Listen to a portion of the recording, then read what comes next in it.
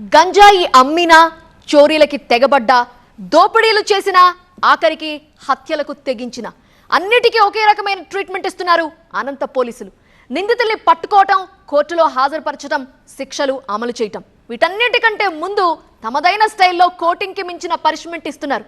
అదేంటో చూద్దానండి. ఈ బాటలో ఏ ఇద్దరు కలిసినా స్ట్రీట్ వాక్ గురించే చర్చ.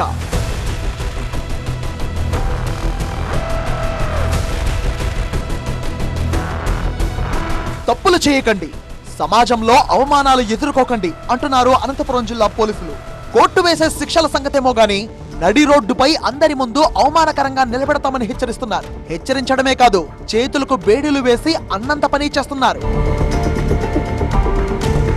కదిరిలో ఇంటి ముందు బాణాసంచా కాల్చొద్దు అన్నందుకు ఓ గర్భిణి కడుపుపై తన్నాడు అజయ్ దేవా అనే యువకుడు.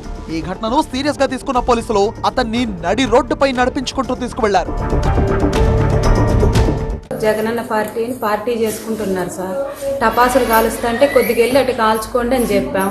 వాళ్ళంతా వచ్చి మీద పడిపోయి గర్భవతిని చూడకుండా నెట్టేసి తన్నారు సార్. రాప్తాడు నియోజకవర్గం భానుకోటలో జంతుబలి ఇచ్చి రక్తంతో వికృత చేష్టలకు దిగిన యువకులకు ఇలాంటి పనిష్మెంటే ఇచ్చారు.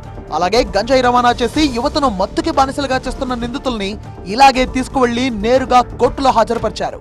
జగన్ గారి ఫ్లెక్సీని ఏర్పాటు చేసి గొర్రెలను, పొట్టేళ్లను బలి చేసి పబ్లిక్ ప్లేస్ లో బలి చేసి రక్త తర్పణం చేసి బయట పడవలతో సంచరించడం జరిగింది.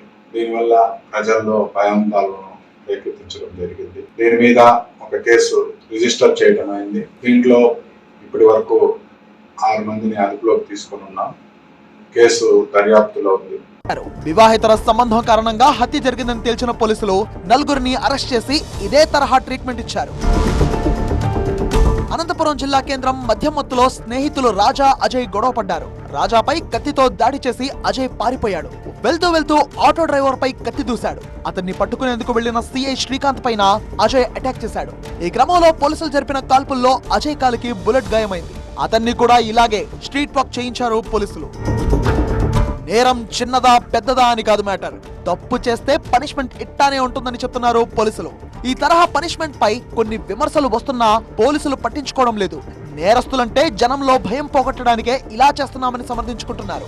అంతేకాదు, పరువు కోసమైనా నేరగాళ్లు మారుతారని, లేదంటే వాళ్ల కుటుంబ సభ్యులైనా మార్పు తీసుకొచ్చే ప్రయత్నం చేస్తారని పోలీసులు చెప్తున్నారు.